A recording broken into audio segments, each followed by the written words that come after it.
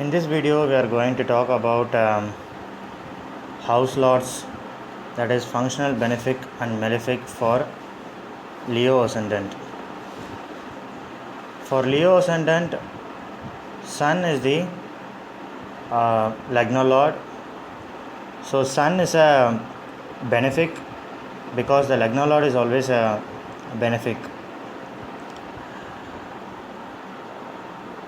Mars rules 4th and 9th house. Since Mars rules Kendra house, that is the 4th house, it ceases to be a malefic, and since Mars rules the 9th house, it becomes a greatest temporal benefic. So Mars is the first rate benefic for these ascendants. Mars is a yoga karaka for these natives. Jupiter rules 5th and 8th house. Jupiter is a lord of a trine, which is a benefic, and a lord of 8th, which is neutral. That is the 8th lord. When it also rules a trine simultaneously, it becomes a benefic, primarily benefic. So Jupiter is a benefic planet, but it is the second rate benefic, not as beneficial as Mars. And Sun is the third rate benefic because Sun is ruling only the Lagna, which is the weakest trine among 1, 5 and 9. Let us move to the malefics.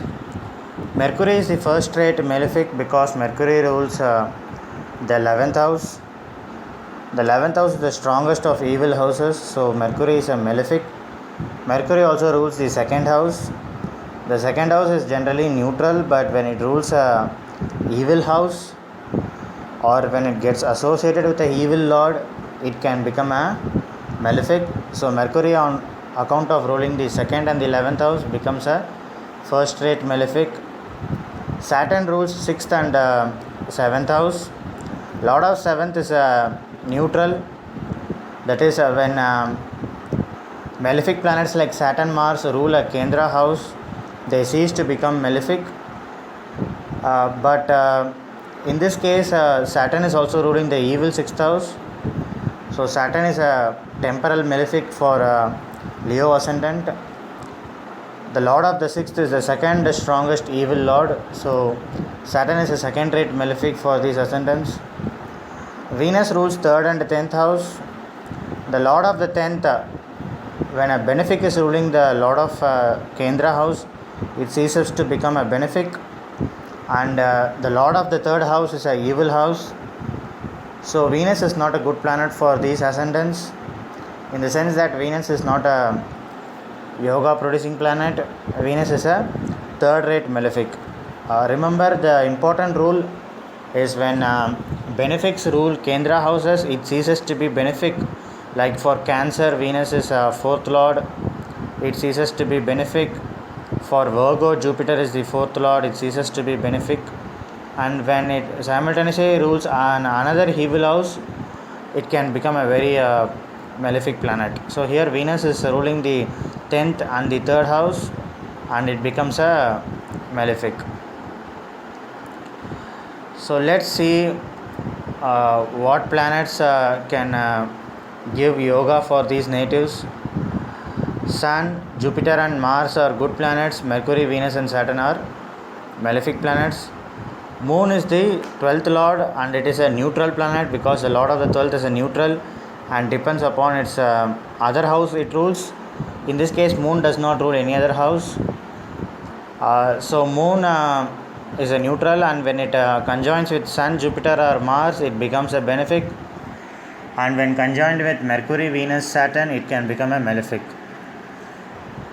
So the yoga producing planet for these ascendants can be when Jupiter and Mars combine. It's a very good placement when that is the lord of the 5th and the lord of the 4th.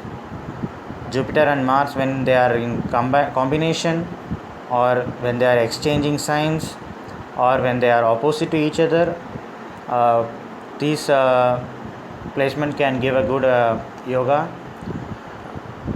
Jupiter and Sun, when it combines, can also be good. That is when Sun is in 5th house and Jupiter is in first house, it can be a good combination. When Sun is placed in ninth house also, it is a good combination. Sun can be placed in fourth house or fifth house or seventh house or ninth house or 10th house. So in these places, Sun can give good benefits to the Leo ascendant. Mars, when placed in first house, fifth house, seventh house, ninth house, 10th house, in these places Mars can be a benefic. Even the combination of Mars and Sun can be good for these natives.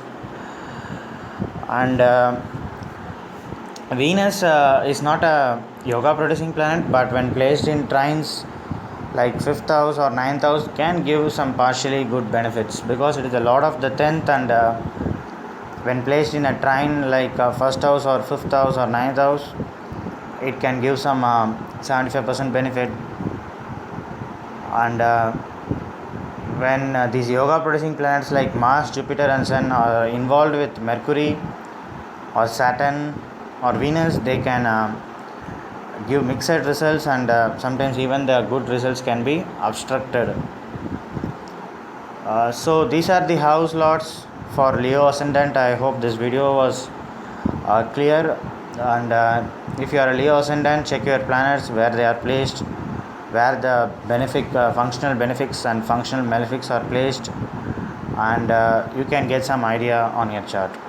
So I will catch up with another video on house lords for Virgo ascendant, and until then it's goodbye. Thank you.